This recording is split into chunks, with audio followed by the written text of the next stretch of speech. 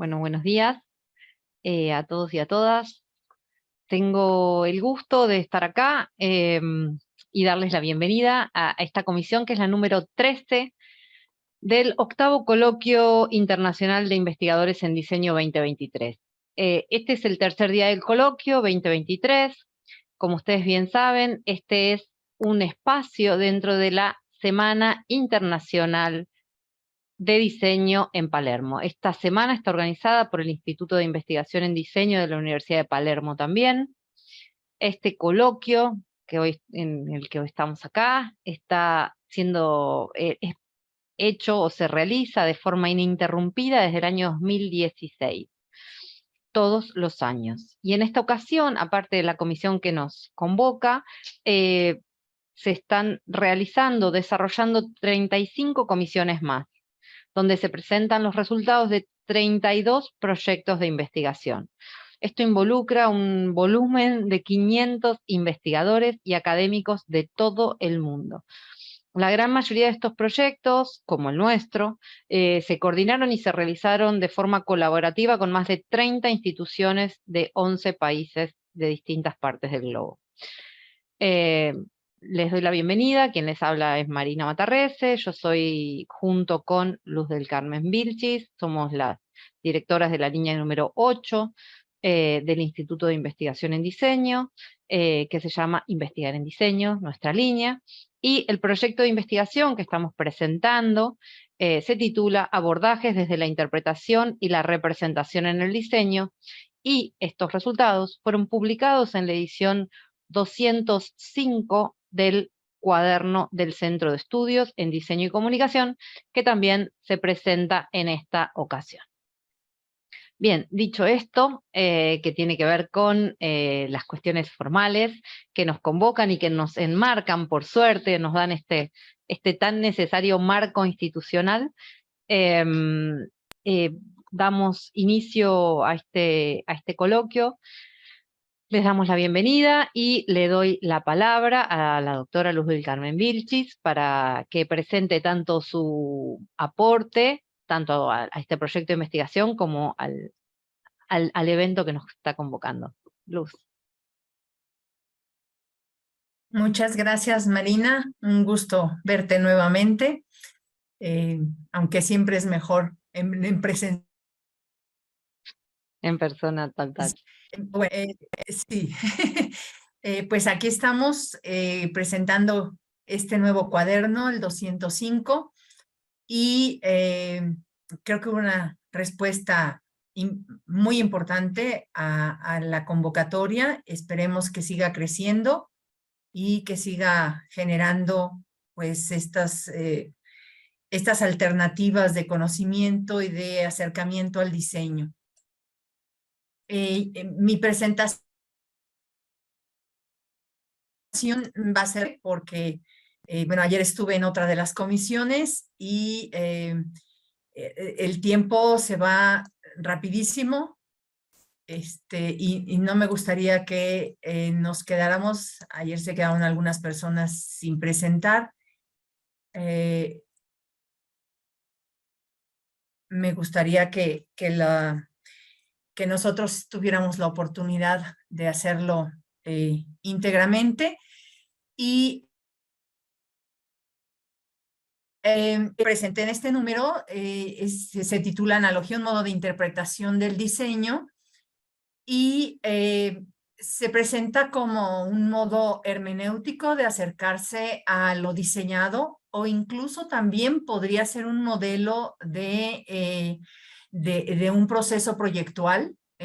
La inversión no tiene ningún problema, es decir, diseñar a través de analogía, que esto es algo que se hace desde hace muchas, sobre todo en diseño, a través de la aviónica, y en diseño gráfico en algún momento a través de un vocablo que no tuvo mucho impacto, que se llamó Genesa, y que era precisamente estas analogías con la naturaleza. No puse ningún texto para que no se esfuercen en copiar ni en nada, solo estoy ilustrando lo que hablo. La analogía es un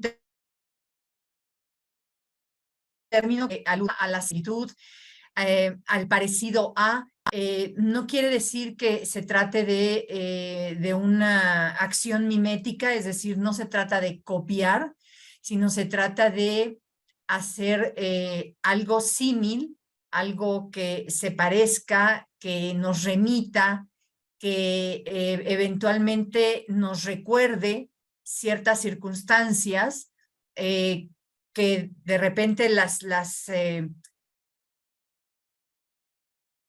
alejamos de su realidad, pero que las transformamos en otro tipo de realidad que nos puede aportar un mensaje, un objeto o un espacio que se renueve porque finalmente la realidad nos permite llegar a todos los términos de la ficción. Así que es uno de mis argumentos a favor de que no tengamos miedo de la inteligencia artificial. O sea, los seres humanos siempre es de ser capaces de transformar la realidad y de acrecentarla, de creativamente aportar con ella. Tiene que ver, obviamente, con la naturaleza, pero bueno, tiene que ver con cualquier otro elemento que nos permita hacer alusiones de manera inteligente, de manera incluso para realmente remitir al perceptor o el usuario, en el caso de que haya un usuario, remitirlo a ciertas memorias, a ciertas reminiscencias, hacer evocaciones o hacer alusiones que con pocos elementos, porque además las analogías deben ser sencillas, simples, para que se puedan entender. Y es una posibilidad hermenéutica que se ha dado para lograr un equilibrio entre la univocidad, que es el decir, hay un solo significado y solo voy a recibir un significado y voy a comunicar un solo significado. Eso es imposible, la univocidad en el diseño no existe, el diseño per se es polisémico, pero tampoco irnos al extremo, que sería la equivocidad, es decir, puedo poner tantos significados como ya. Y entonces lo que hago es darle excedentes y excedentes y excedentes de sentido a mi perceptor, receptor o usuario. Eso tiene la analogía, que siempre nos va a poner una frontera, un límite, que es hasta dónde quiero yo referirme a ese elemento de la cotidianeidad. Como les decía, solamente lo estoy ilustrando. Obviamente en el artículo pues está sustentado y se van a encontrar, pero se van a encontrar los argumentos y los autores que nos permiten remitirnos a este modelo analógico como una posibilidad, insisto, de interpretar lo representado en lo ya diseñado, o bien de realizar las etapas de un proceso proyectual y poder hacer una representación más lúdica, más completa y alternativa a otras posibilidades. Muchísimas gracias. Buenísimo, Luz. Les recomiendo que claramente lean el texto. Yo que ya contaba con el texto leído, me pareció increíble el tema de las imágenes, como echan luz sobre otra cuestión también. Muchísimas gracias por tu presentación y por la brevedad de la misma. Vamos a darle ahora la palabra a la doctora Cristian Chávez López, con su texto que se titula Representación e Interpretación Sistémica, Pensar y Problematizar el Diseño desde los Sistemas Complejos. Todo tuyo, Cristian. Hola, muchas gracias. Bueno, pues ya comentaron el título de esta aportación. Muchísimo gusto de estar aquí compartiendo estas reflexiones. Y bien, bueno, el contenido del artículo realmente se divide en tres momentos principales. Primero, por supuesto, dar una breve introducción a la representación e interpretación sistémica, cómo se definen. En segundo, tiene que ver con los métodos para la representación e interpretación sistémica en este nuevo contexto de los paradigmas de la complejidad. Y en tercer lugar, con esta aportación para pensar y problematizar el diseño desde otros territorios, desde de otros enfoques, en especial pues esta apertura a considerarlo como un sistema complejo. Parte de esta introducción tiene que ver con, les comentaba, con los nuevos paradigmas y cómo son marcos epistémicos para poder abordar los problemas interrelacionados del diseño, que si bien parten de una mirada multi e interdisciplinar, las teorías de cambio requieren también el uso de nuevas herramientas aplicadas al pensamiento relacional y multidimensional que les permiten dar unas interpretaciones o comunicaciones mucho más profundas desde un sentido crítico de abordaje y comunicación. También parte de este interés pues tiene que ver en que son un marco epistémico, teórico, metodológico actual, desde una perspectiva que resulta pertinente para configurar los contextos complejos desde modelos mentales referentes a esta nueva realidad. Si bien es cierto que la realidad que conocemos es aquella que está fuera y en el interior de nosotros mismos, pues esta representación e interpretación sistémica tiene que ver también con las sensibilidades donde intentamos dar forma a las ideas. También se refieren a la acción y al medio representacional, es decir, dentro del diseño podemos ver que existen procesos de percepción donde ya sea por la imagen mental o la imagen o la representación física, tienen que tener un carácter simbólico y cultural. Dentro de esta interpretación también se puede ver que damos sentido, intención y significado a estos modelos mentales y por lo tanto se convierten en un proceso cognitivo mediante el cual asentamos una acción y también le damos estas intenciones. Nos agenciamos de esos modelos mentales para poder entonces generar un lenguaje y una cultura diferente que nos va a permitir verbalizar, expresar el pensamiento mediante otras formas, mapas, esquemas de esa realidad. Por eso es muy importante aquí tomar en cuenta pues estas posturas donde también hacen referencia a la cultura como este puente de representaciones mentales compartidas por una colectividad. Dentro de estas reflexiones también propongo pues justamente entender esta relación de estos sistemas culturales con los sistemas del diseño, en donde se presenta una interconexión mutua de dinámicas estructurales, mentales, que van a poder, que nos permiten a los diseñadores tomar decisiones desde una planificación, gestión diferente de estos conceptos donde se encuentran insertos los sistemas de diseño y también tratando de abordar situaciones imprevistas, ¿no? Disruptivas, heurísticas, disotópicas. Algunos métodos para la representación e interpretación de sistemas actual y no tan actual tiene que ver con toda esta ola de mapas conceptuales, mapas de procesos, diagramas, mapas mentales, matrices de redes, incluso, bueno, cartografías, aunado al pensamiento sistémico, que hoy por hoy se ponderan como herramientas clave para entender estos procesos complejos y generar nuevas configuraciones visuales desde un sentido más crítico, reflexivo, holístico. Nuestra mente entonces pues no sigue una línea causal, sabemos, ni lineal, sino más bien pues estructural, modular, gestáltica, interdisciplinaria, donde todo afecta a todo y entonces cada elemento se convierte como un nodo que va a conectar con toda esa red de relaciones para buscar un discurso, un mensaje o cualquier configuración de objeto de una manera, pues que les decía, más abierta a esta nueva realidad. Finalmente, dentro de esta parte, pues también hago algunas reflexiones importantes desde el pensamiento sistémico, como esta nueva forma de pensar y de escribir y componer esta fuerza relacional en los procesos de diseño.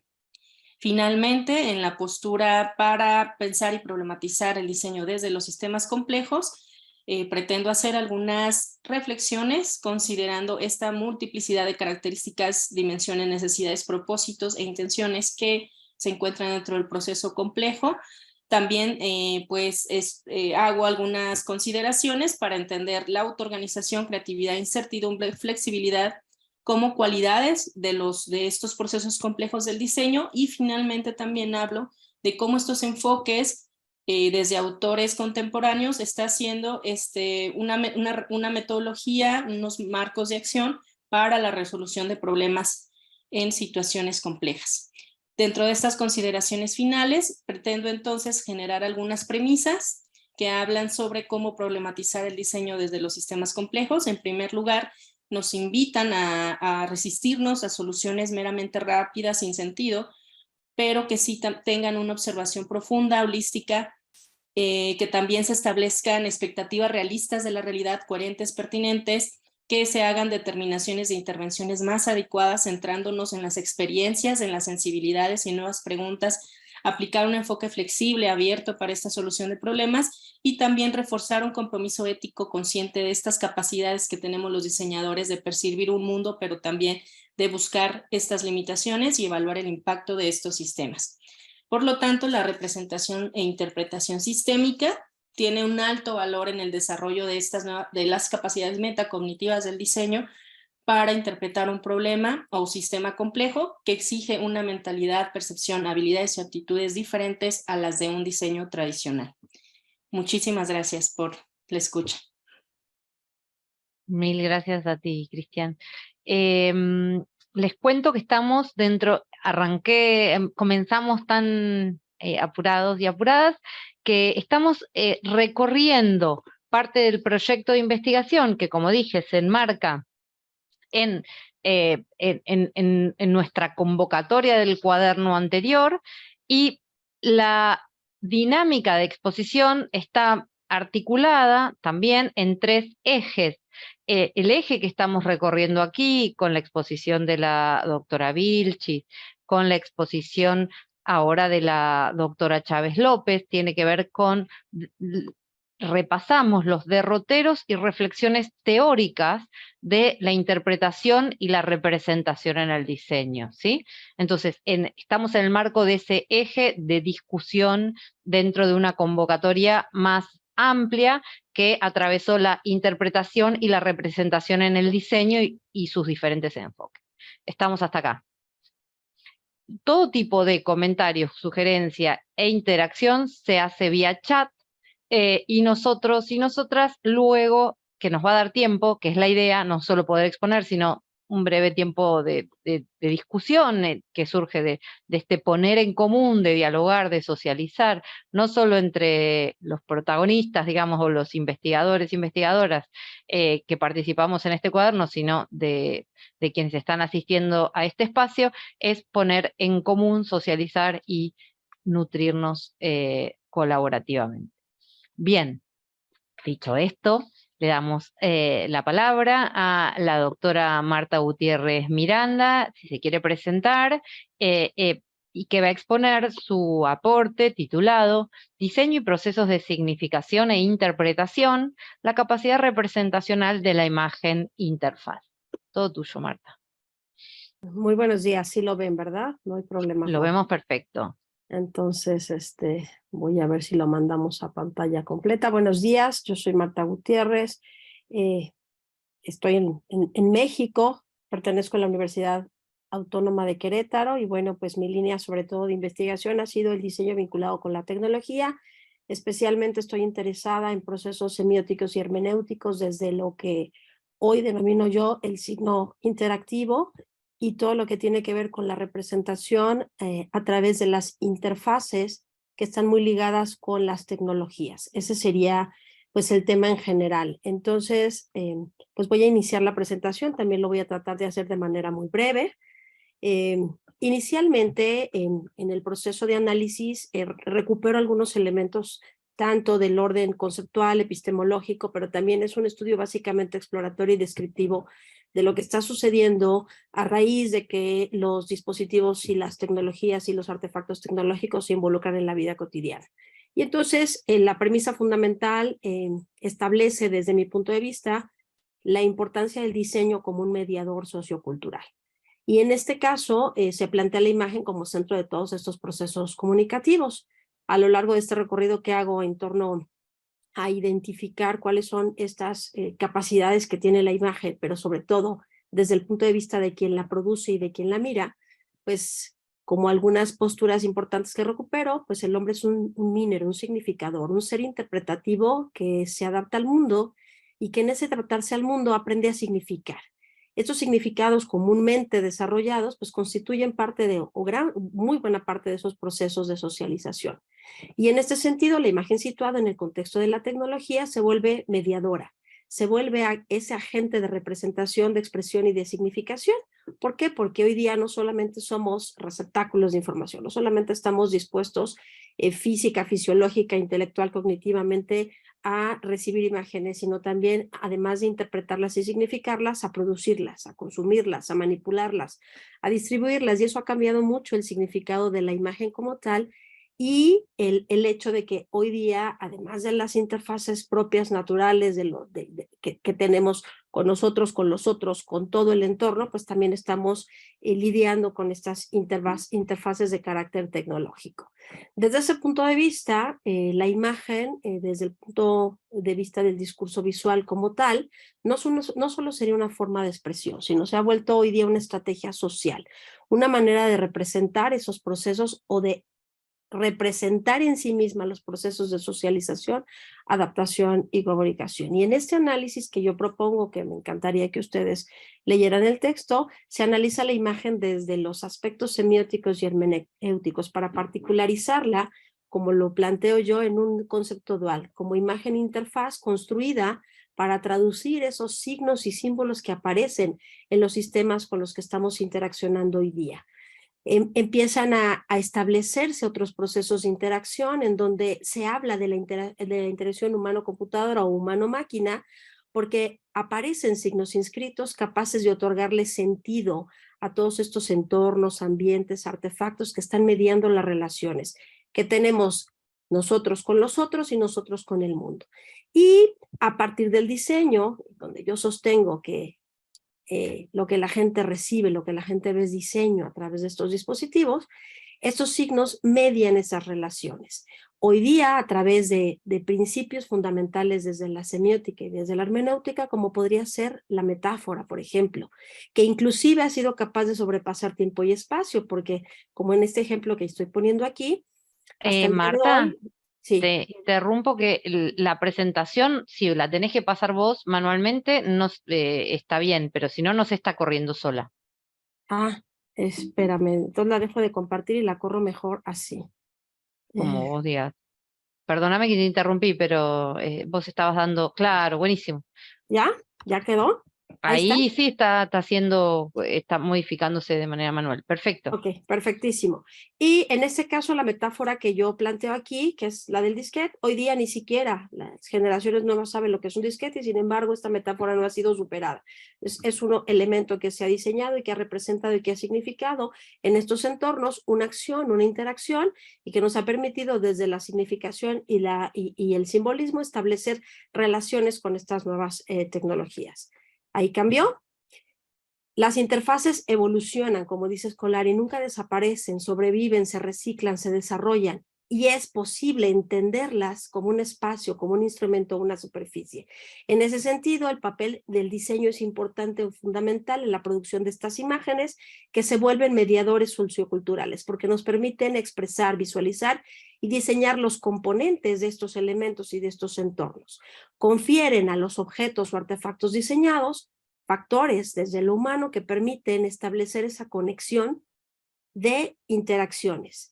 Entonces, el diseñador, como un agente de mediación, se vuelve un facilitador de experiencias, mucho más allá del concepto tradicional o a lo mejor un poco lo de cliché de lo que es la experiencia, se establecen relaciones o nuevas relaciones a partir o a través del diseño, en donde el diseño transversaliza todos estos procesos de comunicación, de interacción, tecnológicos, cognitivos, fisiológicos, que se requieren para establecer una relación con estas tecnologías. Ahí cambió. La imagen interfaz entonces es un comodín semántico, en donde existen no solo metáforas como tradicionalmente las conocemos, sino diferentes metáforas. Puede ser una superficie, puede ser una herramienta, puede ser una membrana, puede ser un lugar en donde se produce la interacción. Y entonces se determinan sus componentes, un proceso constructivo que establece sistemas de representación, sistemas de significación y sistemas de comunicación para configurar a partir de elementos sígnicos, simbólicos e icónicos relaciones de interpretación. Con quién diseña y con quién recibe, en un contexto acotado y en un tiempo determinado. Y a partir de estos principios semánticos se establece la interfaz como un sistema semántico, sintáctico y pragmático, semiótico, se establece como sistema semántico, sintáctico y pragmático, es decir, la interfaz con sus significados que se interpretan, la interfaz como contenido y como expresión, es decir, puede ser un contenedor, pero también es a su vez contenido, con el que interactúan los usuarios, a partir de estructuras simbólicas y desde el punto de vista pragmático, con esa dimensión simbólica que implica una relación necesariamente interpretativa. Ahí cambió, ¿verdad? La imagen interfaz, entonces, con esta relación desde la semiótica y la hermenéutica, se vuelve una experiencia icónica. Es una imagen en contexto que tiene valores desde lo connotativo y desde lo denotativo para ayudar a establecer relaciones conceptuales, orden, jerarquías y categorías y poder ser aprendida. No es intuitiva como, bueno, desde mi perspectiva, como comúnmente se le atribuye a las tecnologías. Se tiene que aprender. Y para aprenderse requiere del diseño. Y además se configura como un espacio sígnico, simbólico, icónico, en donde su construcción apela a todos estos elementos del diseño para poderse configurar. De esta manera, y apelando a los autores que ustedes revisarán en el texto, los objetos están íntimamente conectados con esos mundos sociales a los que pertenecen. Confieren sentido, son apropiados y manifestados y además reinterpretados por los individuos dependiendo de las acciones que lleven a cabo con ellos y dentro de ellos. Y de esta suerte solo quiero cerrar con dos frases que me interesa mucho recuperar del texto. La imagen nos permite significar al mundo y a la vez mundanizar los signos. Y en estos nuevos medios, el contenido y las interfaces, y la interfaz, se funden en una sola entidad que no puede separarse. Por lo tanto, el diseño se instaura como el mediador sociocultural más importante de la imagen e interfaz en el contexto de las tecnologías. Yo los invito a leer el texto y les agradezco mucho este espacio. Gracias, Marina. Muchísimas gracias, Marta. Se vio perfecto. Hemos resuelto todos los problemas técnicos y de interfaz. Buenísimo. Bueno, seguimos. Ruth, que fue otra de las investigadoras colaboradoras, se excusó, no podía venir y le mandamos un abrazo enorme, mandó un video que tampoco estamos pudiendo poner porque era estaba muy bajito grabado, por eso, pero bueno, tuvo la intención de participar inclusive a la distancia. Estamos hasta acá. Con esto cerramos entonces este eje que fue el primer eje del cuaderno y damos lugar al segundo eje que tiene que ver con los abordajes desde lo disciplinar en la interpretación y representación. ¿Sí? Entonces, desde distintos abordajes, cómo analizan esto que nos convocaba, que era la interpretación y la representación desde distintas disciplinas del diseño. Este es el segundo eje y comienza su exposición. César Adolfo Muñoz Herrera es licenciado y diseñador industrial. Se va a presentar mejor el mismo y su texto es, su investigación y su aporte se titula La interpretación de la forma en el diseño industrial, dando cuenta de su pertenencia disciplinar. Así que César, todo tuyo. Hola, ¿qué tal? Buenos días. ¿Me escucho bien? Perfecto. Estoy activando la compartir pantalla. Pues agradecer a la doctora Marina, a la doctora Luz del Carmen Vilchis por esta participación. Y pues bueno, como bien lo comentaba usted, doctora, diseñador industrial. Y pues bueno, aquí el concepto de la interpretación pues juega una manera distinta, ¿no? Les comparto esta pequeña infografía que elaboré con los elementos principales de lo que fue el artículo. Y de esta manera, pues, el tema de la interpretación en el diseño industrial juega de una manera distinta, porque más allá de una imagen, lo que se busca con este trabajo es el cómo la función y la forma de los productos se pueden considerar como significados y de qué manera el usuario o el consumidor que va a adquirir este producto va a utilizar. De esta manera, tengo esta pequeña fórmula de A más B es igual a C, porque cuando surge o cuando se crea la necesidad de un nuevo producto, pues vamos a basarnos a través de una necesidad, de un material o simplemente de una forma, ¿no?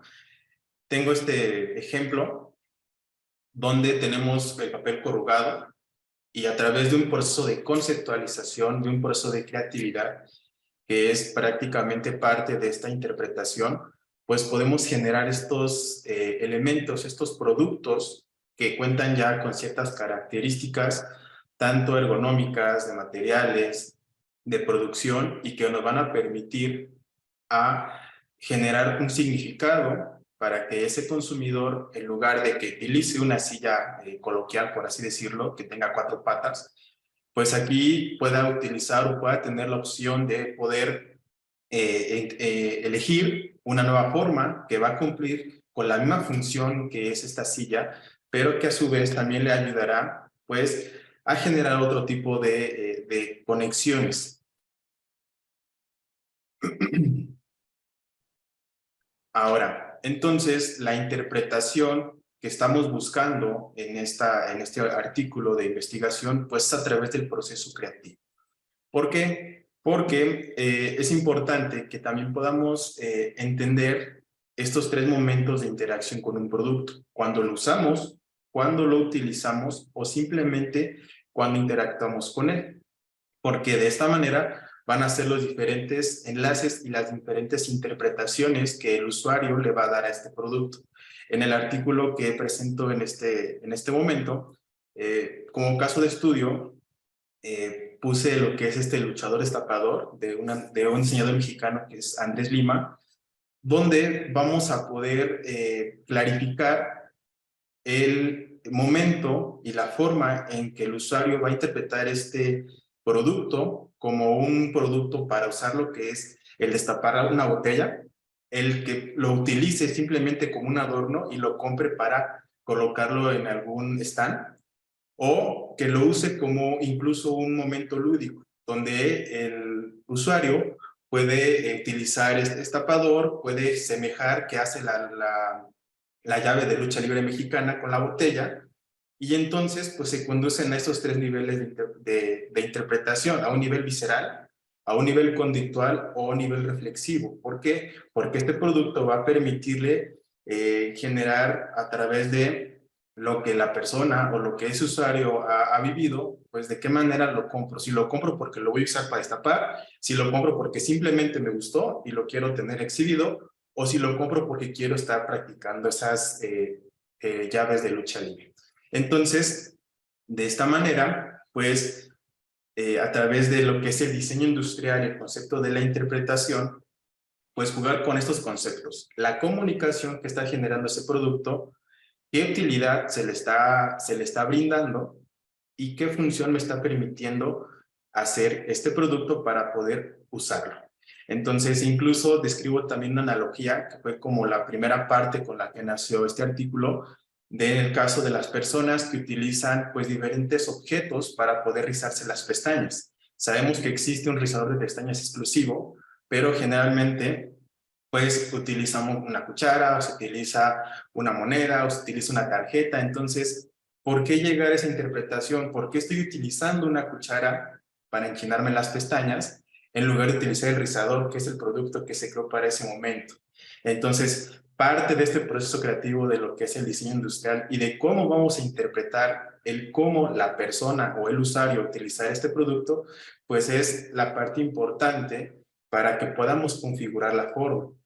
Entonces, pues la configuración externa, la necesidad y esta creatividad que el diseño industrial le va a permitir a los productos expresar su funcionalidad, va a permitir que las reacciones emocionales que se van presentando como un proceso cognitivo, pues vayan conectando todos los elementos que están pues dándole forma a un producto.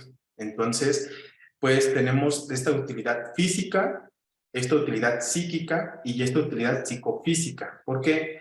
Porque todos los productos, aunque sean creados de una manera racional y con un propósito definido, siempre van a formar una conexión con nosotros.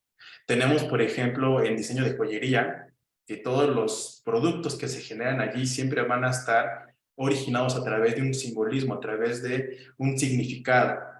Entonces, esos mismos significados nosotros se los vamos a dar a cualquier producto, incluso una taza de café. ¿Por qué la taza de café que tenemos en nuestro escritorio va a ser siempre la misma? ¿Por qué nos empieza a recordar cosas, ¿no? Porque a lo mejor fue una taza de café que nos acompañó mientras escribíamos algo, porque a lo mejor fue una taza de café que me regaló un ser querido, y va más allá de la interpretación de ese producto, del qué es, sino el qué significa.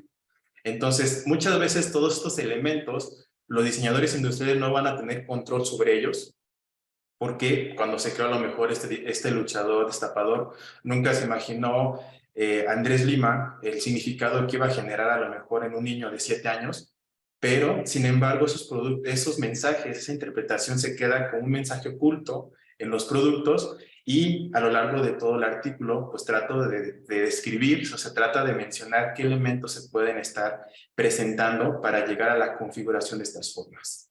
Entonces, es importante que dentro del proceso creativo y como interpretación del diseño, el profesionista de esta actividad pues siga explorando y fortaleciendo su pensamiento lateral para que la creatividad pueda seguir formando parte de esta interpretación y de cómo podemos generar nuevos significados con materiales que a lo mejor no tienen una relación primaria con la función que se está buscando. Doctora, muchísimas gracias. Mil gracias, César, por tu aporte, por la cuestión gráfica interactiva y por el respeto a los estrictos a esos 7 minutos. Te agradezco muchísimo. Gracias. Bueno, y no sé ustedes, pero a mí me están dando ganas y eso que ya leí todos, me están dando ganas de volver a leer cada uno de los artículos. Vamos a seguir entonces con el eje que nos está convocando en este momento, y tenemos el aporte de la doctora María Gabriela Villar García junto con la doctora Diana Elisa González Calderón. Ellas trabajaron acerca de representar la vulnerabilidad, una reflexión, ahora sí, desde el diseño de la comunicación. Nos vamos del industrial al diseño de la comunicación, y acá también está el juego de los diseños, ¿no? Porque no hay un diseño, hay muchos, y están dialogando articuladamente, a veces en tensión, ¿por qué no?, etcétera. Así que todo tuyo. Dice, hay una expositora que esta es DE, dice que no le permite abrir el audio, seguramente como no estaba identificada no tiene los permisos ahora seguramente. Cristian lo va a solucionar a la brevedad. Qué amable, gracias, doctora Marina, qué amables por la invitación, y estamos muy agradecidas con ambas. Doctora Luz del Carmen, un gusto también saludarla por aquí. Nos presentamos, la doctora Diana Elisa González Calderón y su servidora. Estamos aquí para presentarles este tema, representar la vulnerabilidad, una reflexión desde el diseño de la comunicación, que en realidad es un avance de investigación en el contexto de una convocatoria que saca la Universidad Autónoma del Estado de México junto con el Poder Judicial, en donde, bueno, la doctora Diana Elisa es la líder de la Cátedra de Investigación de Infancias con referentes de crianza en prisión, Infancia es Destino. Doctora Diana, no sé si ya tengas habilitado tu micrófono un poco para que presentes rápidamente la cátedra. Así es, me parece que ya tengo el audio arreglado. Muchísimas gracias por esta oportunidad de presentar, doctora Villar, doctora Materrés y a todos los presentes. Bueno, comentar brevemente en respecto al tiempo que la ponencia que se presenta se inserta en el marco de la Cátedra de Investigación Infancias con Referentes de Crianza en Prisión, Infancias es Destino, que como bien decía la doctora Villar, es una iniciativa de trabajo entre el Poder Judicial del Estado de México y la Universidad Autónoma del Estado de México, a la que se han sumado instancias de gobierno del Estado de México, así como asociaciones civiles que inciden en la temática. Esta iniciativa de trabajo tiene una duración de 4 años, trabaja desde una mesa de coordinación interinstitucional, multidisciplinaria, que ha buscado reflexionar desde las miradas y experiencias diversas los avances y pendientes al respecto del tema para comprender la responsabilidad intersectorial, incluso de la misma investigación en el tema. Esta cátedra se ha nutrido con perfiles diferentes y experiencias diversas. Entre ellos, pues tenemos a investigadores de siete disciplinas diferentes, 5 secretarías de gobierno del Estado y a las asociaciones civiles nacionales e internacionales a nivel Latinoamérica más importantes en el tema, sentándose con nosotros.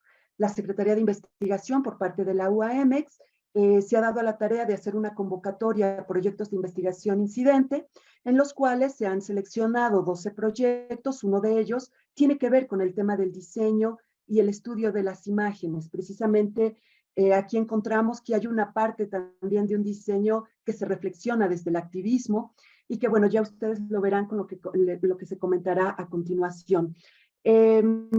Son 12 proyectos de diversas disciplinas, como ya lo decía, no solo desde estas disciplinas tradicionales que tienen la intervención, como puede ser psicología o derecho, etcétera, sino muchas otras, entre ellas, como ya lo decía, diseño.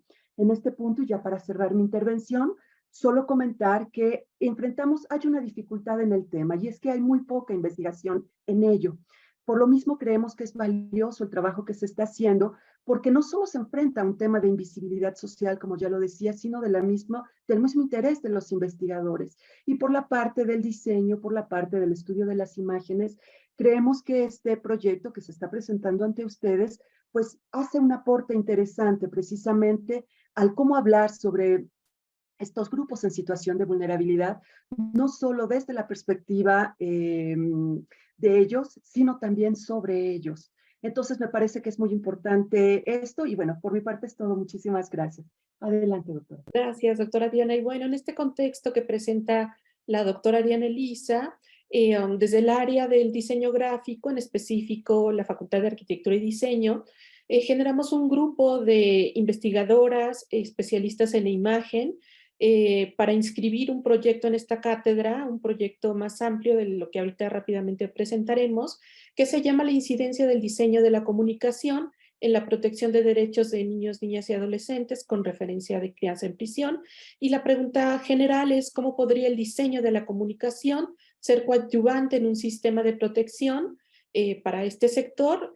Y bueno, es así que lo que venimos a presentar rápidamente pues se contextualiza precisamente en este gran proyecto.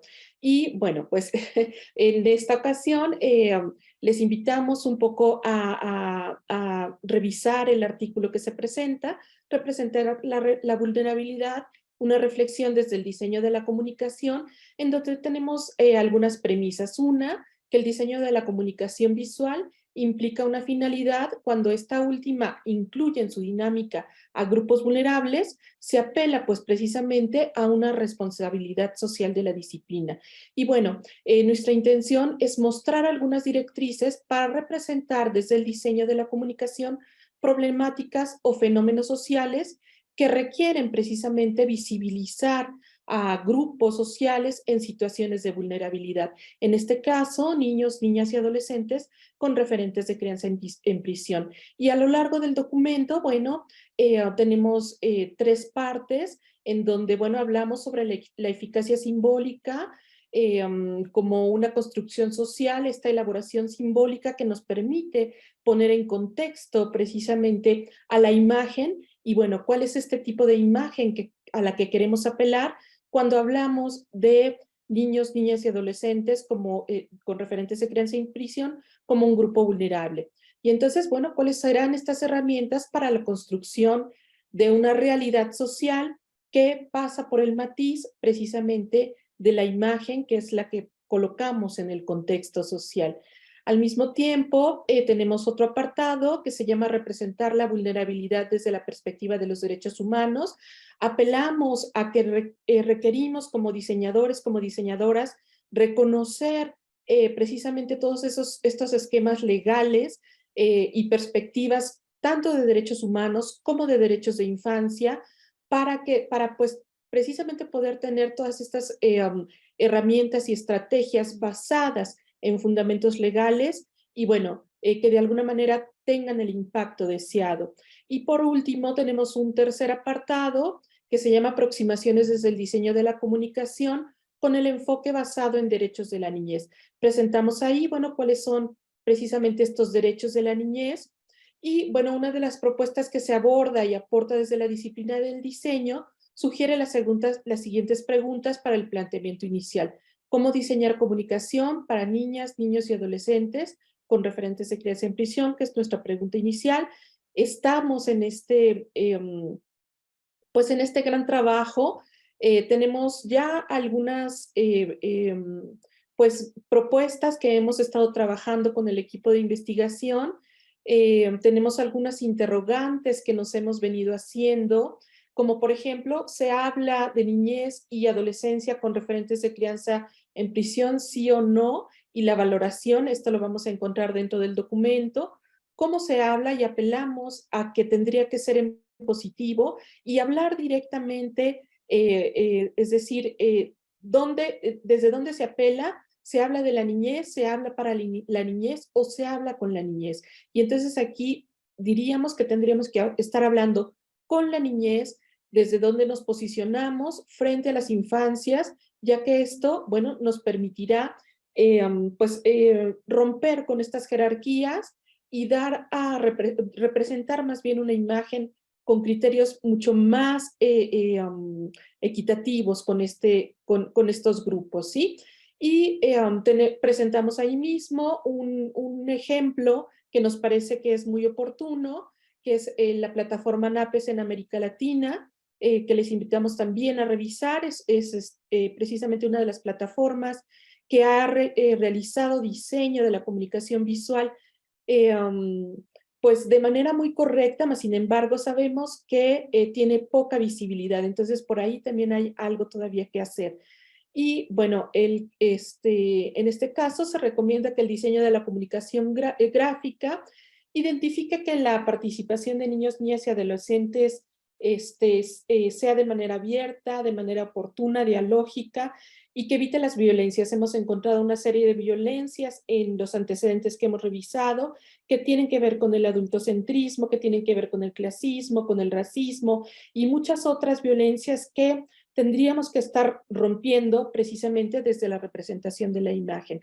Y bueno, de manera muy general, les invitamos también a revisar las conclusiones, en donde, bueno, aludimos que precisamente desde el diseño tenemos alternativas porque sabemos que la imagen al colocarla en los medios se convierte en una forma de, pues, de dar a conocer, pero además apelamos a que ha sido durante la historia de la humanidad los medios de comunicación quienes nos han enseñado las formas en cómo relacionarnos. Entonces apelamos a un diseño bueno, que se desarrolle a partir de derechos humanos, de derechos de infancia, y que podamos, bueno, de alguna manera promover otro tipo de convivencia social.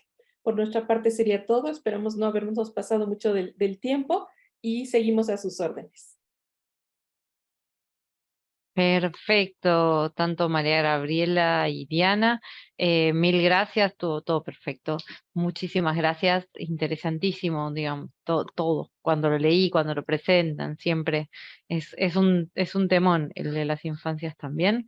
Y ahora voy a compartir pantalla yo para proyectar el video que gentilmente nos hizo llegar el doctor Jorge Eduardo Sarur Cortés, acerca de su aporte, que se titula La representación e interpretación de la realidad desde el trabajo del diseño y la gráfica. Voy a compartir en este momento. A ver si me sale. Ahí vamos. Ah, esperen, creo que te... Audio.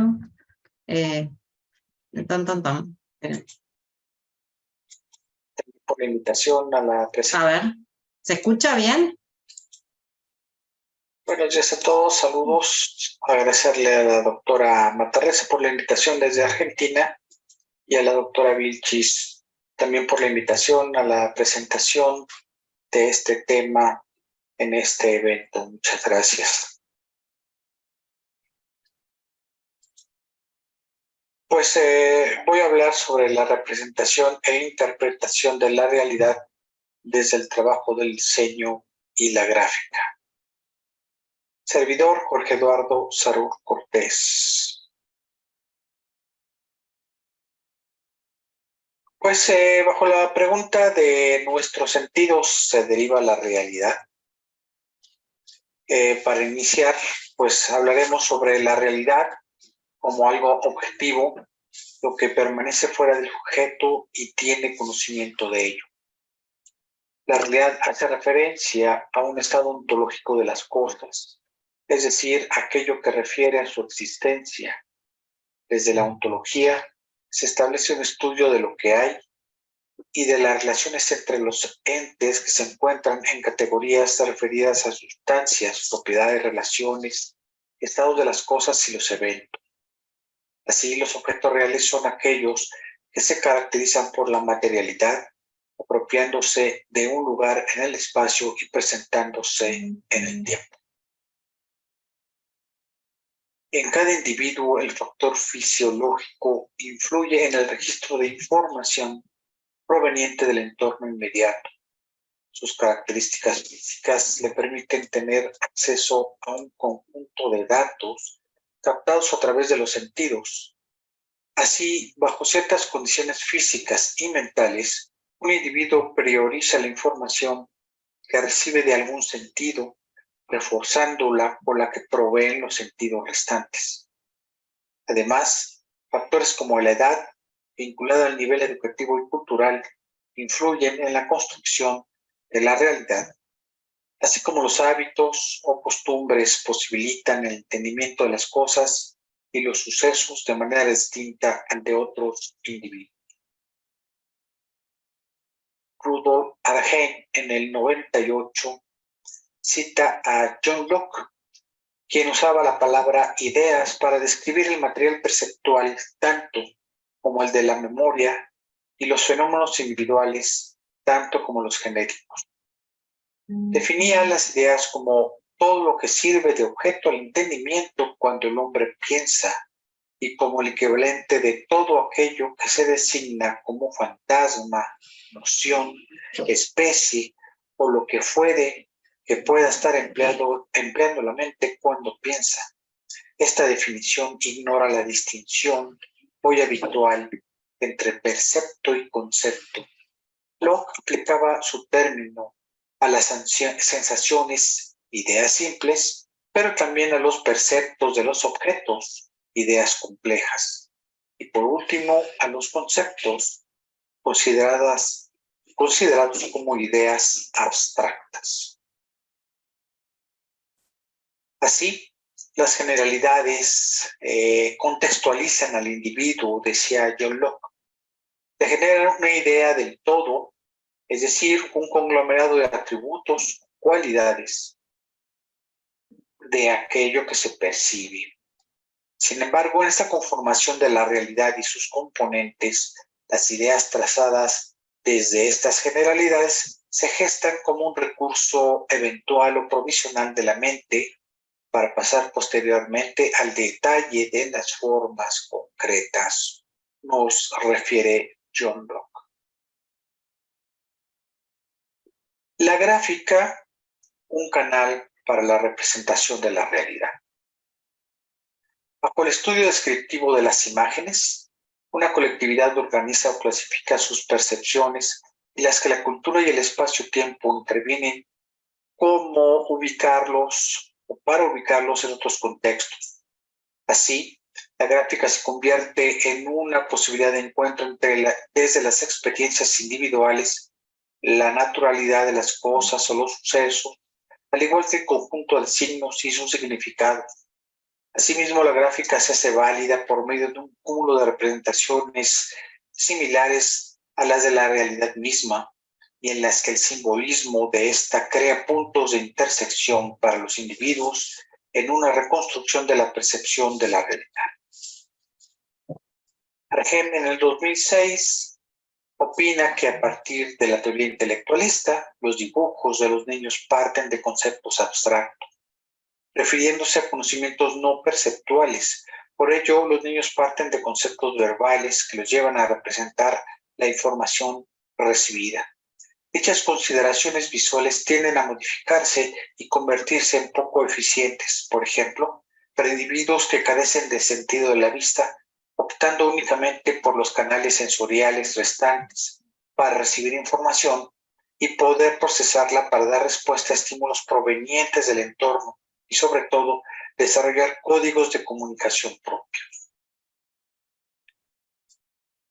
Concluyendo, el diseño y la gráfica como medios expresivos y de comunicación funcionan como unidades básicas del conocimiento humano bajo un entendimiento específico de la cultura y los simbolismos de los distintos grupos humanos, que los determinan y aprenden en interacción desde las semejanzas de la realidad.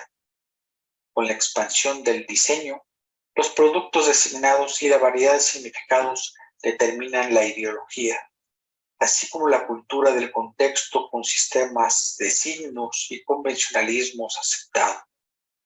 Desde el diseño se dan cursos de acción hacia lo planteado con propuestas estéticas, modos de producción, recepción y funcionamiento de los signos para conformar interrelaciones visuales del todo. Pues con esto termino, finalizo agradeciendo su atención a esta presentación. Muchas gracias, muy amable.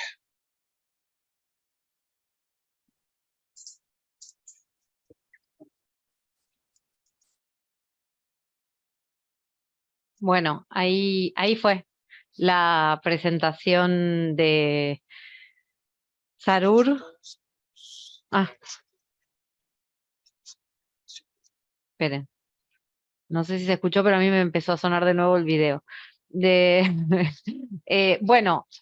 Última presentación dentro del eje que estamos ahora, digamos, recorriendo, que tiene que ver con el aporte de Omar Lezama Galindo. Omar, en algún momento estaba y confirmó la presencia.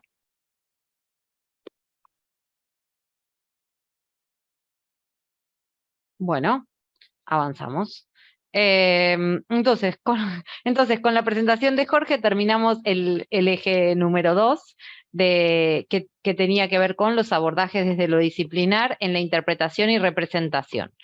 Entonces pasamos al tercer eje, que tiene que ver con las manifestaciones artísticas desde las que abordar la representación y la interpretación del diseño.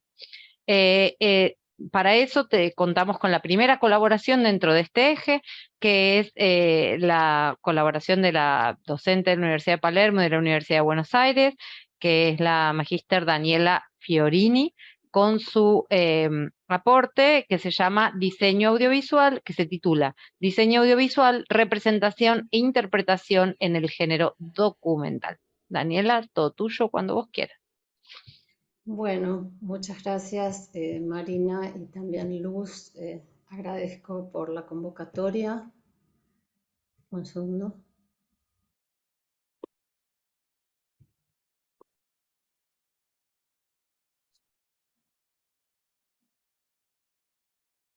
No sé, ¿se está viendo mi pantalla? Sí, se está viendo perfecto. Ah, perfecto. Ahí va. Gracias, ahí va.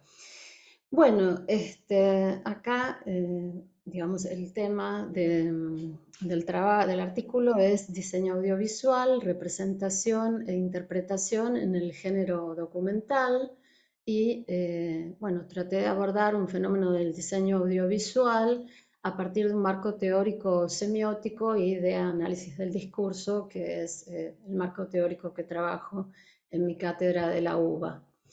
Para esto tomé como objeto de estudio el género documental, un género del documental, que es el documental de True Crime. ¿Sí? Este género documental está basado en el estudio de crímenes verdaderos y es un género, uno podría decir, dominante en la actualidad en las plataformas de streaming.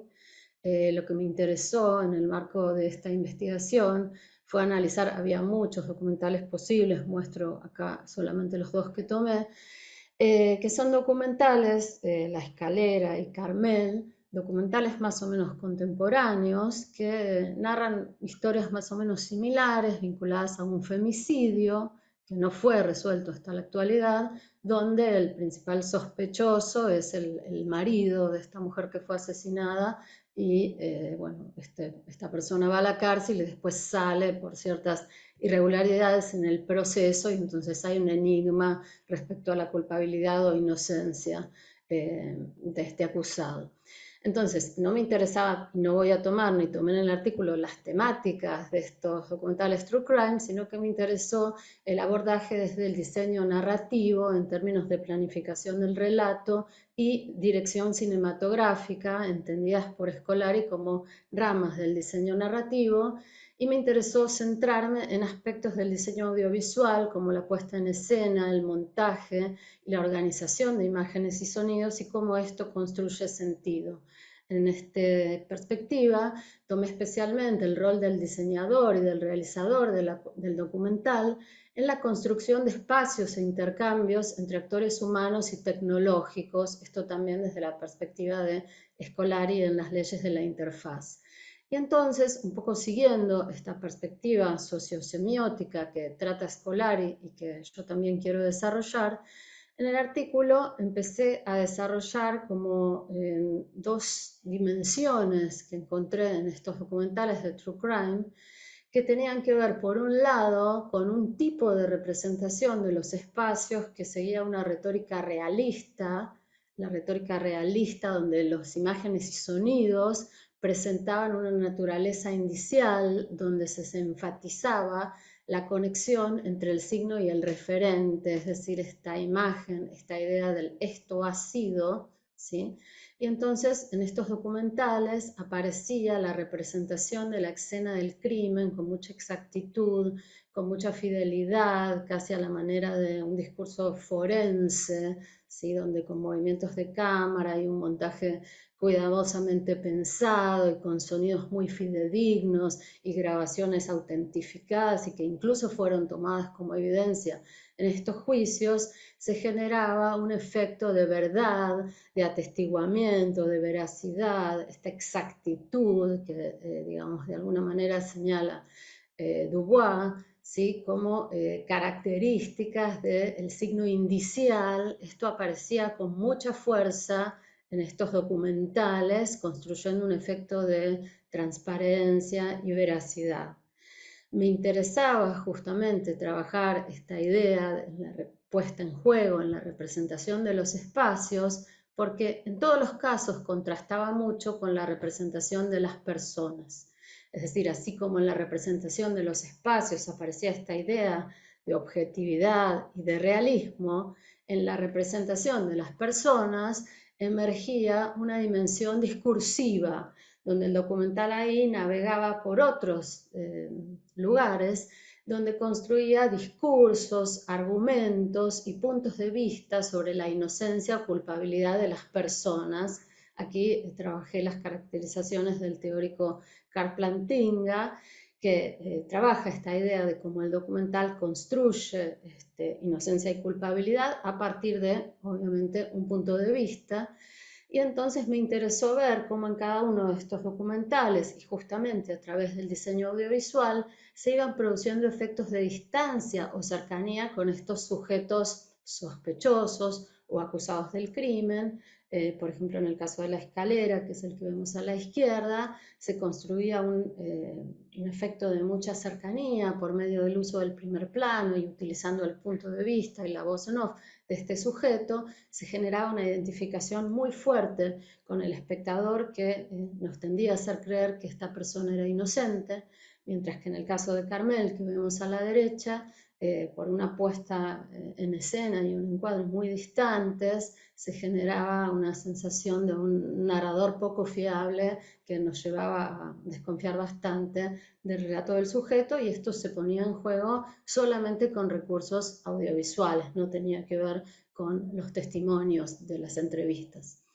Entonces, lo que, digamos, de alguna manera trabajo en el artículo es que se presentan como situaciones paradójicas en este diseño del documental True Crime, porque por un lado aparecen representaciones muy realistas que decíamos validaban el documental con signos indiciales de los espacios, y esto generaba un efecto de transparencia y objetividad.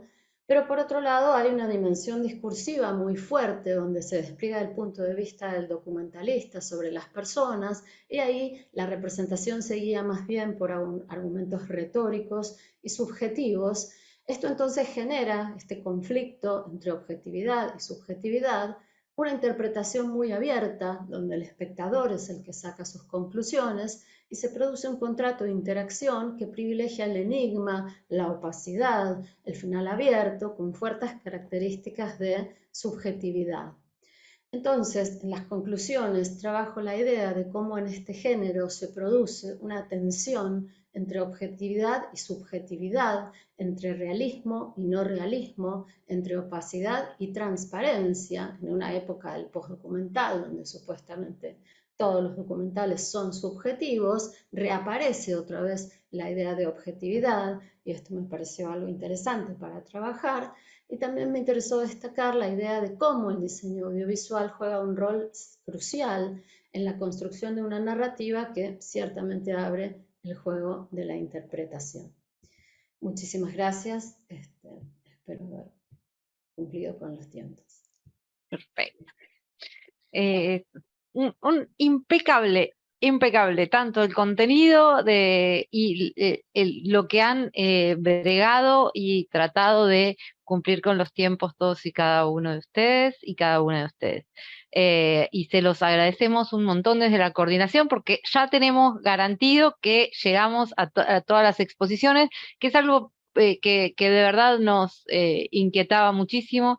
La idea de asistir a un espacio, tener una presentación y no poder hacerla, era algo con lo que no íbamos a poder lidiar con nuestra conciencia. Así que preferimos hacer presentaciones más breves, como para que todos y todas tuvieran su merecido espacio y nos regalaran la posibilidad de escuchar desde otro lugar, más allá del texto publicado, su interpretación acerca del texto, que eso está muy bueno también, con cada uno y cada una con sus propios acentos dentro de la exposición y dentro del texto que ya presentaron. Así que se los agradecemos muchísimo desde la coordinación.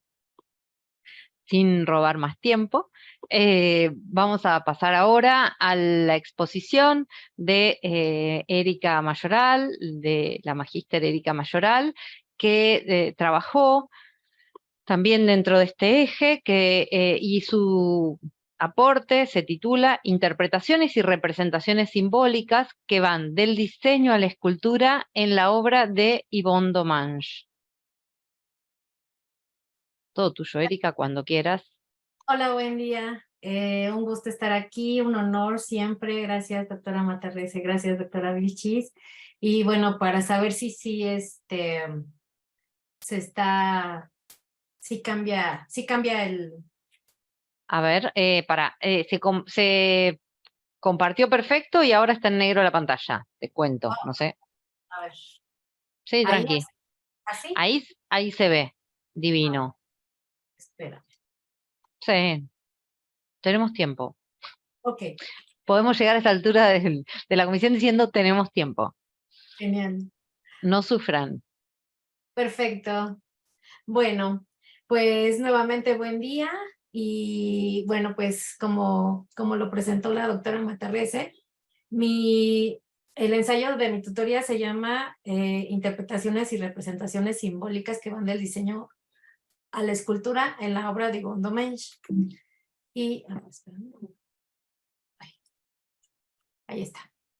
Bueno, Yvonne Domèche, pues fue una artista mexicana que falleció en 2019 y bueno, pues era conocida por sus esculturas de diferentes tamaños, mucho más reconocida por las monumentales, las cuales interpretan y representan simbólicamente conceptos muy amplios, tales como lo palpable, lo impalpable, lo material, lo espiritual, así como la naturaleza y la ciencia. Y bueno, los objetivos generales de todo este ensayo, así en resumir, en 2 puntos, es realizar un análisis del proceso de creación de Yvonne Domèche para entender cómo la interpretación y la representación simbólica a través del dibujo y el diseño ayudaron a plasmar su magnífica obra escultórica, así como examinar la interpretación y representación simbólica de algunas de sus esculturas abstractas para realizar un acercamiento a ciertas piezas que se consideran relevantes e innovadoras, tanto en su diseño y estética como en sus posibilidades hermenéuticas.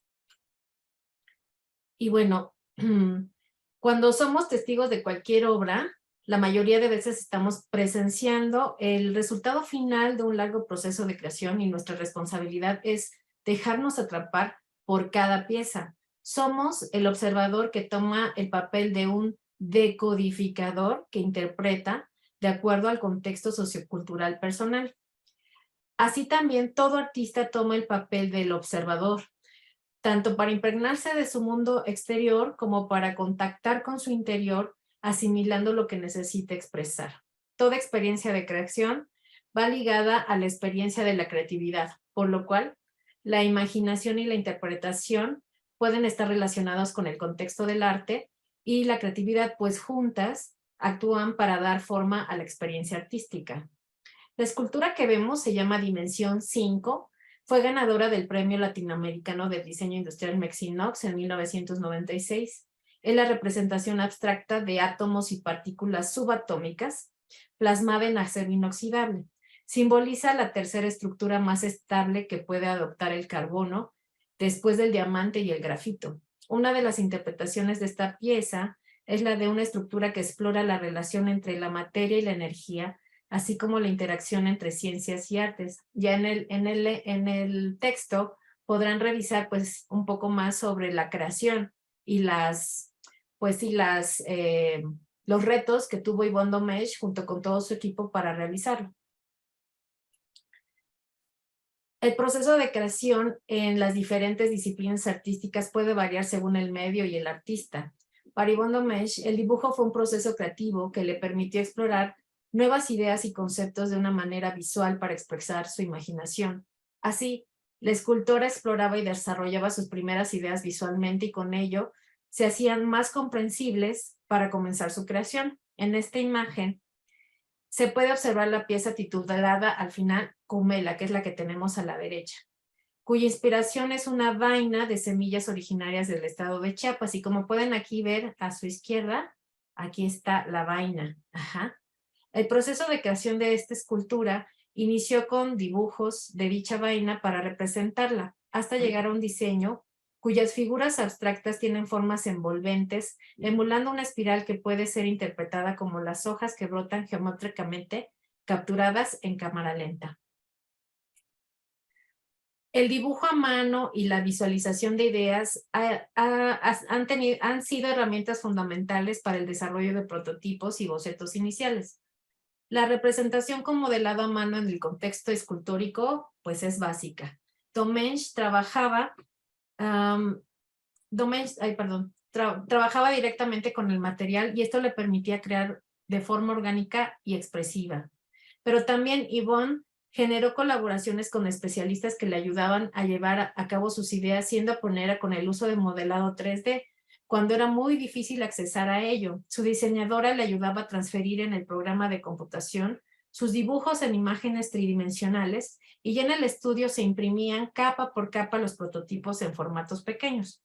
Por lo tanto, para esta artista la combinación del dibujo, el modelado a mano y el diseño 3D fueron de vital importancia para su proceso artístico. Aquí podemos ver en la primera imagen a la izquierda cómo pues su hija nos estaba mostrando cómo ella tenía estos modelos, primero como con unicel y cubiertos con cierta cera. Y del lado derecho tenemos pues ya las fotos de las impresiones en 3D, ¿no? Y bueno, la impresora 3D de hace muchos años, que nos comentó su hija, que pues se tardaba toda la noche, ¿no? Imprimiendo capa por capa. Bueno, la hermenéutica de los símbolos se basa en subrayar que estos tienen un significado más profundo y complejo a lo que se observa a simple vista. El análisis de cómo los símbolos son utilizados en diferentes contextos culturales y cómo han evolucionado a lo largo del tiempo es vital. En el texto también revisamos muchos más autores acerca de la hermenéutica, los símbolos, como Ernst Cassirer y por supuesto Rudolf Arnhem. Pero Jung fue uno de los psicólogos más destacados en el estudio de los símbolos y su trabajo se enfocó en entender cómo estos se comunican a través de nuestra mente inconsciente con sus formas arquetípicas, el papel que juegan en nuestras vidas diarias y cómo afectan en la comprensión del mundo y de nosotros mismos. El círculo y la esfera han gozado de una aceptación universal como una imagen que representa la perfección, una forma simétrica y herméticamente aislada de su entorno. La obra escultórica de Domèche tuvo una constante que fue el utilizar la forma esférica como elemento recurrente. Rius Caso comenta, entre el universo e Yvonne, media la esfera, símbolo del ser por antonomasia.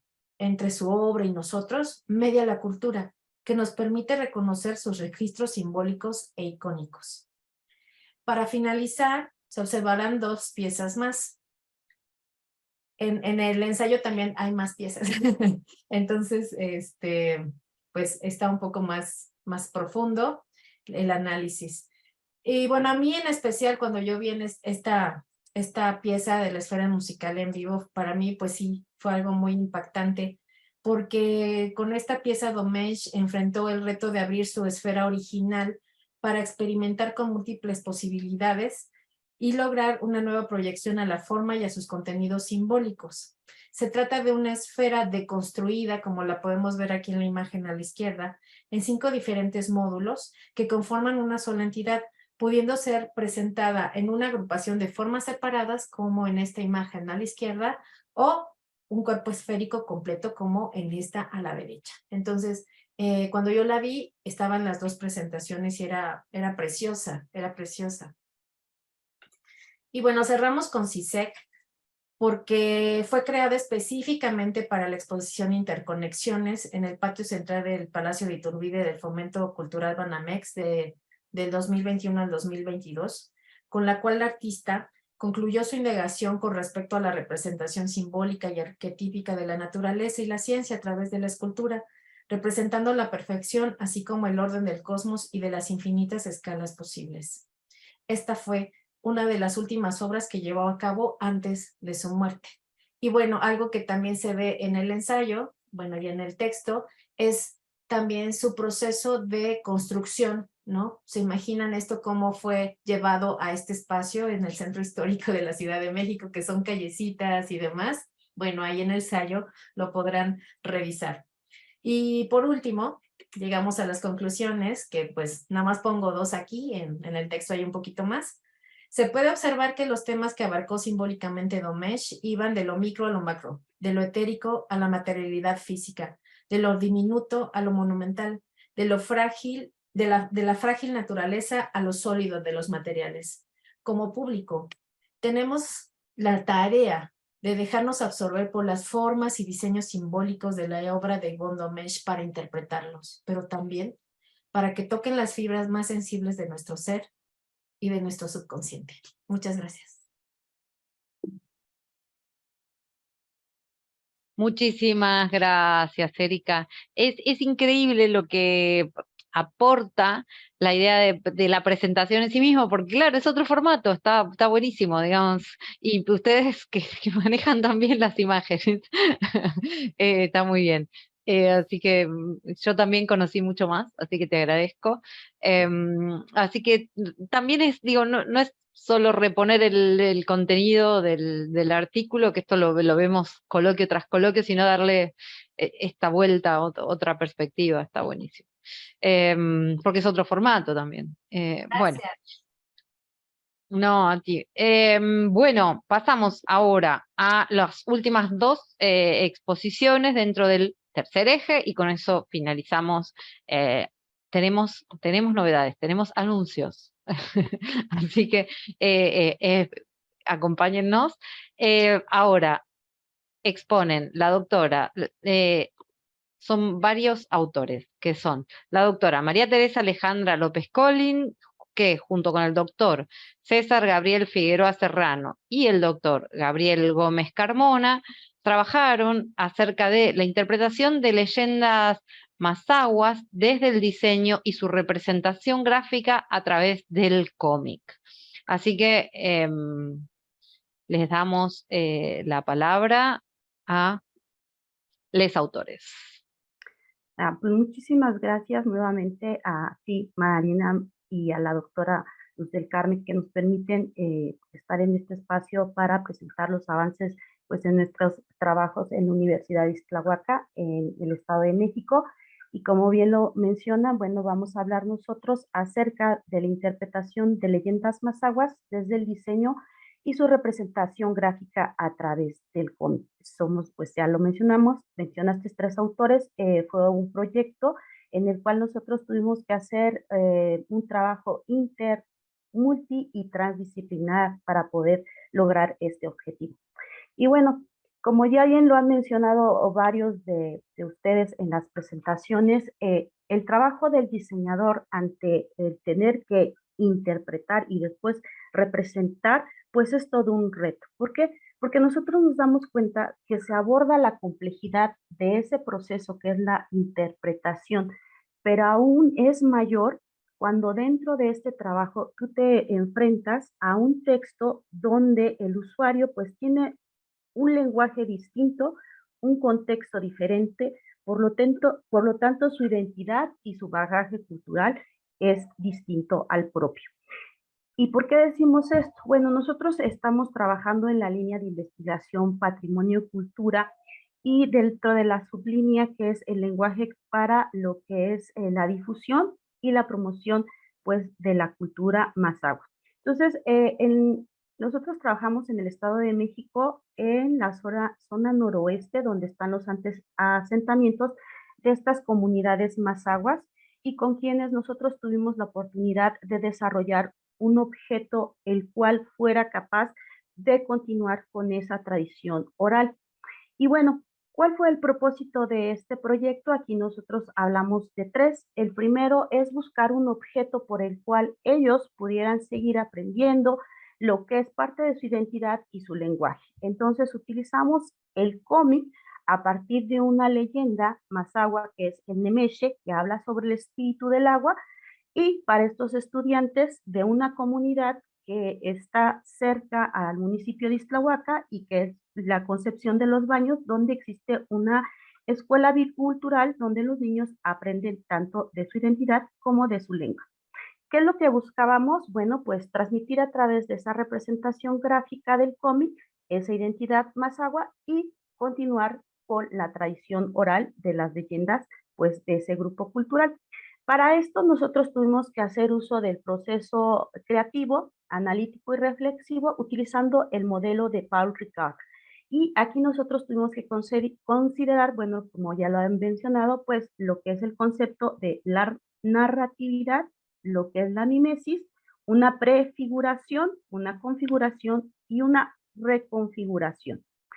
Si bien el proceso hermenéutico de Paul Ricoeur nos habla de estas tres etapas de la mimesis, en esta primera parte, donde es la prefiguración, nosotros como diseñadores y equipo de trabajo para la configuración de este objeto editorial que es un cómic, bueno, pues tuvimos nosotros que trabajar con personas de la comunidad, con antropólogos, con el maestro que habla la lengua mazahua y entender sus cosmovisiones desde su cultura, cuál era ese universo simbólico que ellos utilizaban y por qué tendríamos que utilizar determinados códigos con los que ellos se sintieran identificados y no los rechazaran. Después, Ya de sumergirnos a una investigación profunda, empezamos nosotros la parte segunda, que es la de configuración de ese cómic. Aquí nosotros teníamos que elegir pues todo lo que era esa narrativa, esa textualidad visual en la cual utilizáramos los códigos adecuados con las estrategias comunicativas que ellos coloquialmente utilizan y que fueran comprensivas también para ellos, para que en una última etapa, que es la reconfiguración desde el receptor, nosotros acudimos a las instalaciones de la escuela y se les presentó a los estudiantes de esa comunidad lo que ya era el objeto de diseño. Y entonces aquí surge ese encuentro entre esas dos esferas, ¿no? La reconfiguración que nosotros estamos haciendo desde la interpretación para representar, pues obviamente, a su cultura y que ellos puedan entenderla y que también la acepten. Y bueno, aquí nosotros pudimos concluir varias cosas, solamente aquí vamos a mencionar 3 de esas conclusiones, donde nos damos cuenta que si en la traducción de un mensaje el usuario percibe algún código ajeno al suyo, lo va a rechazar. Anterior a este último trabajo se hizo un trabajo previo donde los niños, con la fisonomía de los personajes, los contextos, y lo que eran los paisajes, ellos, a pesar de que sabían que era una leyenda mazahua, no se reconocían en ello, por lo tanto, la rechazaban. Entonces nos damos cuenta que el texto ha de ser tanto coherente en lo gráfico, en lo oral, como en lo escrito. También otra de las conclusiones que llegamos es que si nosotros vamos a trabajar en la construcción de un objeto de diseño donde el usuario no solamente tiene un lenguaje distinto, sino una cultura y una cosmovisión diversa, tendremos que trabajar en equipos intermultidisciplinarios y transdisciplinarios que nos ayuden a resolver de una forma pues más acertada esa problemática. Y finalmente, cuando nosotros tenemos esta conjunción de un equipo interdisciplinario, pues hace que el trabajo se agilice, que el proceso de diseño sea más eficaz y donde nosotros también podemos hacer uso de distintas técnicas etnográficas, podemos tener una inmersión en ese contexto cultural mazahua y se van a mejorar los resultados. Y aquí nosotros les compartimos, bueno, el espacio donde nosotros fuimos a trabajar es una escuela bicultural. Ahí está el docente Mauricio Cruz, que aparte de pedagogo, pues tiene también su licenciatura en distintas lenguas originarias y quien nos ayudó para que nosotros pudiéramos reconstruir esta realidad a partir de la identidad mazahua, y ese es el uniforme de los niños, que los días martes ellos tienen una inmersión completa en lo que es su cultura. Y entonces, pues los invitamos también a que lean el artículo y que si tienen preguntas, pues claro que las podremos contestar y agradecemos su atención. Muchas gracias. Muchísimas gracias, Alejandra. Súper. Bueno, entonces vamos a continuar con la última de las presentaciones de este coloquio del día de hoy, del nuestro. Las comisiones siguen, esto sigue y sigue el coloquio hasta el día viernes. Así que terminamos nuestra comisión en tal caso. Y ahí, como bien dije al inicio, 35 más, ya no quedan tantas, pero quedan un montón. Bueno, ahora van a realizar su presentación la doctoranda Tania Elizabeth Escobar Huano Luisa de la Universidad Tecnológica de Ambato y la magíster Marina Zenaida Castro Solórzano, también de la misma universidad. Ellas van a presentar el texto con el que hicieron el aporte a este proyecto, que se titula Imaginarios de los sistemas vestimentarios de la chola pinganilla, representaciones desde la literatura, la imagen y el diseño. ¿Cómo estás, Tania? Buen día con todos y todas. Feliz Marina de estar acá, de enviarte un saludo y quisiera iniciar mi exposición con un agradecimiento a la invitación de participar a este espacio con las doctoras y queridas maestras Marina Matarrese y Luz del Carmen Vilchis. Voy a permitirme compartir la pantalla ¿Es posible Cuando que quiera. pueda compartir? Perfecto. Estamos. Me confirmas, Marina, que estamos compartiendo, ¿verdad?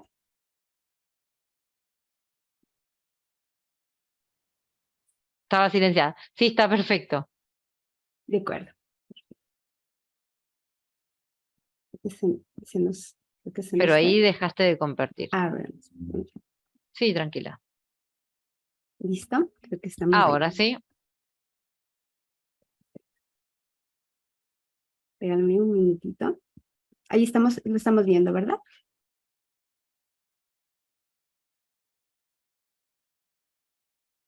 Ahí estás viendo, pero hay como una ventana que está desplegada. Ahora dejaste de Entonces, compartir. perfecto. Vamos a ponerle únicamente sí. Ahora está perfecto.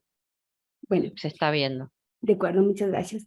Bueno, soy Tania Escobar, soy diseñadora de indumentaria y dentro de mi institución en la que laboro, la Universidad Técnica de Ambato, quería comentarles que este es un proyecto de investigación que tiene financiamiento de la Dirección de Investigación y Desarrollo y que en este momento pues se encuentra en la tercera fase también de desarrollo.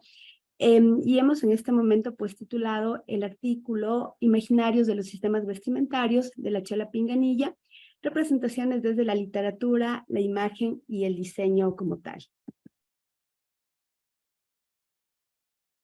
Dentro de la investigación, quería comentarles que como parte general de estas diversas fases que hemos transitado por este proyecto de investigación, hemos consolidado al final el archivo visual de la vestimenta ecuatoriana como un espacio de interpretación a la memoria histórica del traje ecuatoriano. Y es importante mencionar que este proyecto tiene el aval del Instituto Nacional de Patrimonio Cultural, es un instituto gubernamental de mi país, el Ecuador, que se encuentra también apoyando a la difusión y a la inversión también que incluye este proyecto de investigación como tal. Bueno, quería comentarles que como parte inicial del proyecto de investigación, siempre pues el vestido ha estado quizás categorizado como un objeto con un gran prejuicio científico desde el ámbito de la moda como tal, o porque la moda mismo desde su perspectiva quizás efímera y de banalidad le ha otorgado el vestido. Sin embargo, a lo largo pues, de nuestra transición de la disciplina, nuestro avance de la disciplina del diseño de indumentaria, ha habido ya teóricos que han indicado que el vestido es un objeto digno de estudiarse. Y en este caso particular, desde allí partimos con nuestra vacancia de estudio. Estamos indicando que desde un recorrido asincrónico, la vestimenta ha sido grandemente estudiada quizás por otros continentes, hablemos específicamente de Occidente. Sin embargo, para las regiones latinoamericanas, pues el vestido ha sido escasamente estudiado y ese precisamente ha sido nuestro interés como equipo investigador como tal. Entonces, comenzamos planteando el estudio del artefacto vestimentario desde su profundidad. Dentro de este estudio también nos hemos colocado con diversos cruces. Estudiar el vestido desde una mirada decolonial también es parte de nuestro interés. Y nos hemos enfocado al estudio de los sistemas vestimentarios de diversos arquetipos ecuatorianos. Este tipo o esta denominación de arquetipos ecuatorianos la hemos retomado de diversos cronistas que visitaron nuestro país y que también ahora de pronto teóricos contemporáneos también han quizás hecho propio el término de arquetipo con la finalidad pues de quizás direccionar el estudio a cierto tipo ecuatoriano como tal.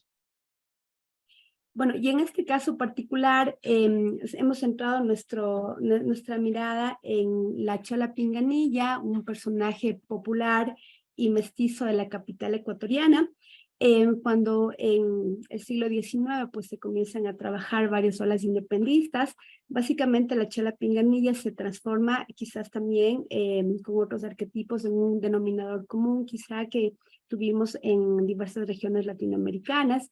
y ahí está el caso quizás de la Rabona en Bolivia, de la Chola Poblana en México, y quizás diversas representaciones de este tipo de mujeres que tuvieron diversas acepciones desde la parte política, social, desde la parte moral inclusive, y también que representaron en cierta forma un símbolo quizá también de empoderamiento por la lucha quizás social y política que estas mujeres representaron dentro de su momento como tal.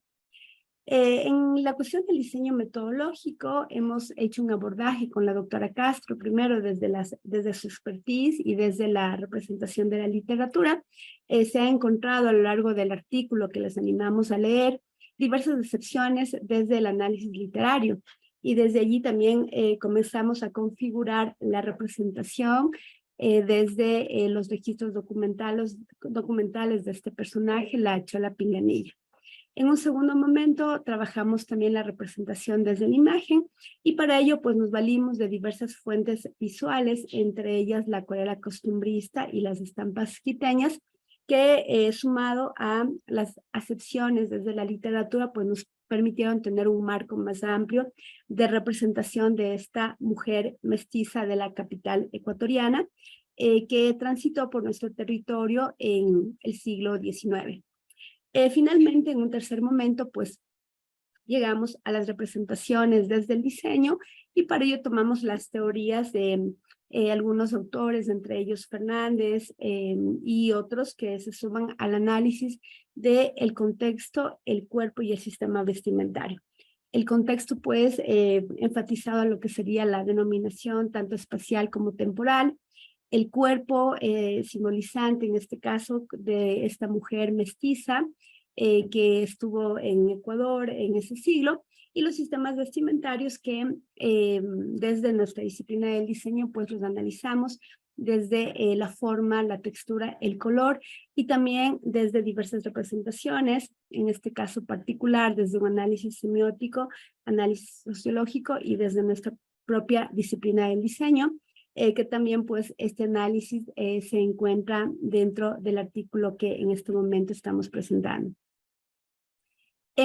Como parte importante o parte principal que persigue nuestro proyecto de investigación es que lleguemos a un ejercicio de mediación, y hemos generado la plataforma que se denomina el Archivo Visual de la Vestimenta Ecuatoriana, donde reposa los estudios de los diversos arquetipos que vamos complementando en cada fase. Entonces, hemos querido sumar a este ejercicio de mediación un ejercicio también de representaciones, en este caso particular gráficas, con ilustraciones contemporáneas.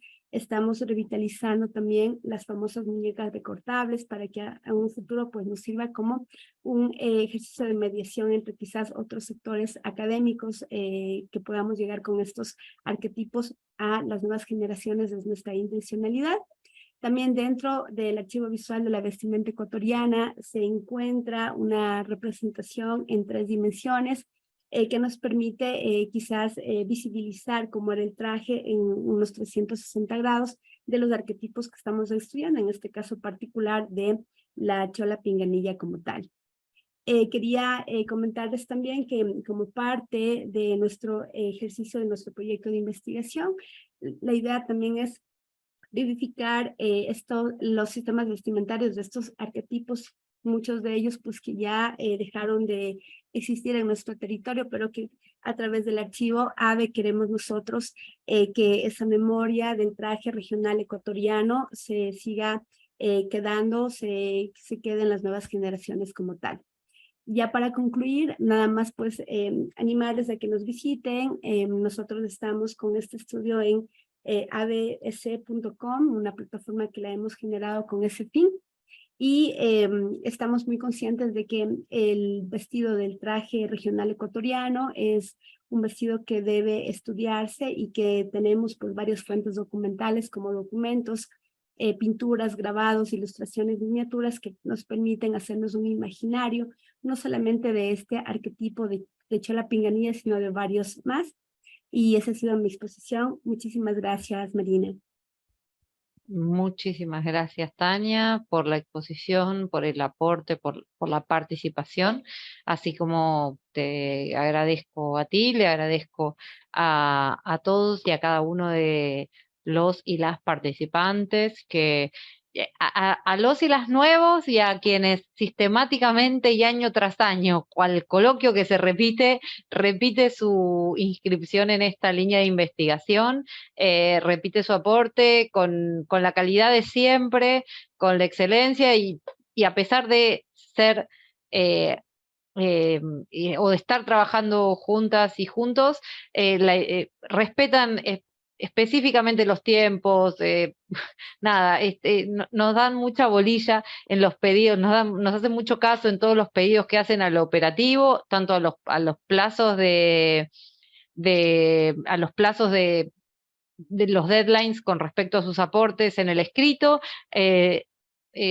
contar con las normas APA, etcétera, desde las cuestiones de calidad como las de las formales, tanto durante todo el año que trabajamos juntos como aquí, así que son siempre un placer estar trabajando con todos y cada uno de ustedes. Luz, igual tenemos un anuncio, y le quería dar la palabra a Luz, si quería hacer algún tipo de cierre con respecto a lo trabajado. Por mi parte, infinitas gracias como siempre, y gratitud y un placer enorme. Luz. Marina, pues agradecerles a todos los participantes el entusiasmo que han puesto en trabajar bajo los términos. Voy a seguir contando con ustedes. Marina y yo estuvimos trabajando presencialmente la semana pasada, antepasada, en Buenos Aires, y vamos a dar a conocer por primera vez la convocatoria en el contexto del coloquio, lo cual nos tiene muy contentas. Están cordialmente invitados. Por favor, si alguno de ustedes quiere participar en esta línea de investigación, ahorita en el chat yo voy a poner mi correo electrónico, el correo electrónico de Marina, para que se pongan en contacto con nosotros y que les podamos enviar la convocatoria, el calendario, las condiciones, y pues seguimos trabajando en esta línea de investigar en diseño, con estas trayectorias importantes hacia todos los rumbos, hacia la comprensión, pero también hacia el análisis, hacia la crítica, o hacia la realización de lo diseñado.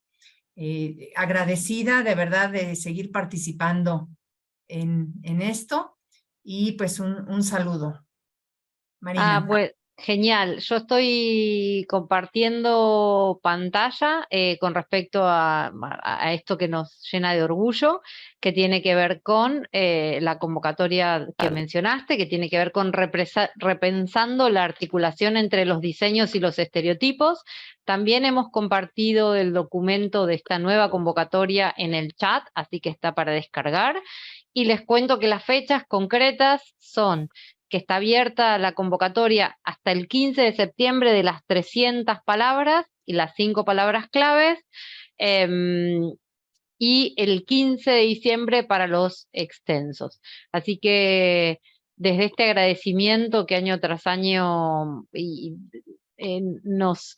nos atraviesa por la participación de todos y cada uno de ustedes, con las ganas de seguir trabajando juntos y pensando al diseño y a los diseños desde distintas aristas, ya estamos convocándolos y convocándolas y extendiendo esto para que lo circulen con respecto a esta nueva convocatoria, para que nos encuentre juntos y juntas el próximo julio. Yo no tengo mucho más para decir. Si alguien quiere comentar algo o hacer alguna pregunta, ahí están los chats, así que está todo súper clarísimo. Bueno, con esto entonces Muchas gracias. Los despedimos a todos y a todas y esperamos seguir trabajando juntos como de costumbre. Un año más.